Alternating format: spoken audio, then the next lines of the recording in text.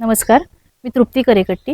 गेली 7-8 वर्ष आम्ही गच्चीवरती भाजीपाला करतो आणि इतक्या वर्षांमध्ये आम्ही बाहेरनं एकदाही भाजीपाला आणलेला नाही आहे। अनेक प्रकारच्या भाजीपाला आम्ही लावलेला आहे। ब्रोकोली, झुकुनी, केल, ॲपल, द्राक्ष असे वेगवेगळे प्रयोग केलेले आहेत आणि नेहमीची टोमॅटो, वांगी, बटाटा, कांदे, लसूण हे सगळं तर असतंच। विशेष म्हणजे यावेळेला वांग्याच्या झाडाला एकदम 53 वांगी लागलेली आहेत। ह्यापूर्वी आमच्याकडे वांग्याची झाडे होती, पण एकदम इतकी वांगी कधी आलेली नव्हती। आता ह्याचं प्रमुख कारण म्हणजे हे कलमी वांग आहे आणि कलम केल्यामुळं ह्याला हेच झाड आता जवळपास 7 वर्षांचं हे झाड आहे।